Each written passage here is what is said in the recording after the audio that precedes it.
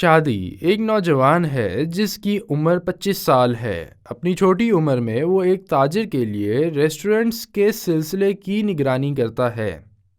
یہ اس لیے کہ تاجر اس پر پورا بھروسہ کرتا ہے۔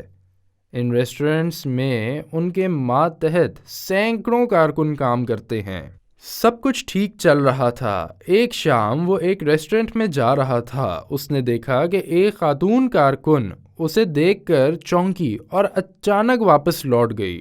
جب اس نے دریافت کیا تو معلوم ہوا کہ وہ کچھ کھانے پینے کی چیزیں چوری کر رہی ہے اور اپنے تھیلے میں ڈال رہی ہے۔ اس نے مزید استفاد نہیں کیا اور جلدی سے اس عورت کو کام سے فارغ کر دیا اور اس کی باقی تنخواہ سے بھی اسے محروم کر دیا کیونکہ وہ عورت چوری کرتے ہوئے پکڑی گئی تھی۔ اس نے اس خاتون کی منت سماجت کو مسترد کر دیا، یہاں تک کہ دوسرے کارکنوں کی درخواست بھی اسے قائل نہ کر سکی جب انہوں نے شادی کا بتایا کہ وہ کالج کی طالبہ ہے جو یہاں صرف اس لیے کام کرتی ہے تاکہ وہ اپنی بیمار والدہ کی مدد کر سکے۔ شادی کسی بھی بات سے متاثر نہیں ہوا اور اس نے کہا کہ اس کے پاس کوئی چارہ نہیں ہے کیونکہ اسے ان اثاثوں کی دیکھ بھال کی ذمہ داری سونپی گئی تھی۔ اس نے سوچا کہ اس نے ٹھیک کیا ہے اور اس نے جلدی سے اپنے مالک علوی صاحب کو کال کی جو اس کے کاروبار کے چیئرمین تھے تاکہ انہیں اس بارے میں آگاہ کیا جا سکے۔ وہ اپنے عمل کے لیے انعام اور تعریف کی توقع کر رہا تھا لیکن اس نے محسوس کیا کہ علوی صاحب کا رویہ ایسا تھا کہ اس نے اس سے پہلے کبھی نہیں دیکھا تھا۔ انہوں نے اسے ڈانٹا اور بہت غصے میں تھے۔ اگلے دن انہوں نے تمام کارکنوں کو اکٹھا کیا اور انہیں ایمانداری کے بارے میں نصیحت کی۔ پھر انہوں نے سب کی تنخواہوں میں اضافہ کر دیا اور ملازمت سے برخاست ہونے والی خاتون کو نوکری پر واپس بلانے کو کہا۔ انہوں نے حکم دیا کہ یہ عورت روزانہ چھٹی کے وقت روزانہ 2 وقت کا کھانا مفت میں لے کر جا سکتی ہے، ایک اس کے اپنے لیے اور دوسرا اس کی ماں کے لیے۔ شادی کو اپنے مالک کے موقف سے شرمندگی محسوس ہوئی اور اس نے نوکری سے استعفیٰ دے دیا۔ علوی صاحب نے استعفیٰ پھاڑ دیا اور کہا کہ بیٹا آج میں تمہیں ایک کہانی سناؤں گا۔ ایک نوجوان تھا جو ٹھیلے پر کام کرتا تھا اور ٹھیلے کے مالک نے اسے اپنا کاروبار سونپا تو وہ کاروبار کی اچھی طرح دیکھ بھال کرتا تھا۔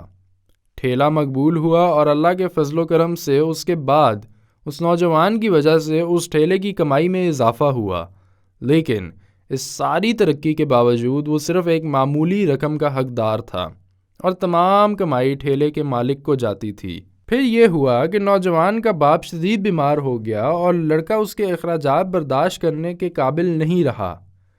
شیطان کو اس سے گمراہ کرنے کا موقع مل گیا تھا۔ وہ نوجوان منافع کا ایک حصہ چوری کرنے لگا، لیکن اللہ نے اس کے لیے یہ پسند کیا تھا کہ وہ اس راستے پر زیادہ دیر نہ چلے۔ اس لیے ٹھیلے کے مالک کو اس کی بدعنوانی کا پتہ چل گیا۔ اس کے پاس 2 ہی راستے تھے، یا تو اسے نوکری سے نکال دے یا پھر جیل میں ڈال دے، لیکن اس کے بجائے اس نے اس کے والد کی صحت کے بارے میں دریافت کیا اور اس سے مطلوبہ رقم دی۔ اس کے بعد اس نے فیصلہ کیا کہ اس شخص کو اس کی لگن اور اس کی مقبولیت کی وجہ سے اسے کاروبار میں شراکت دار بنانا چاہے گا۔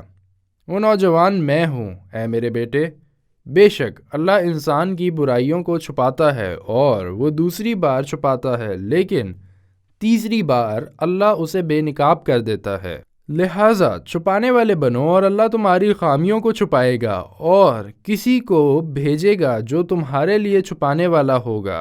رسول اللہ صلی اللہ علیہ وآلہ وسلم نے فرمایا، جس نے کسی مسلمان کے عیب چھپائے اللہ تعالیٰ دنیا اور آخرت میں اس کے عیب چھپائے گا۔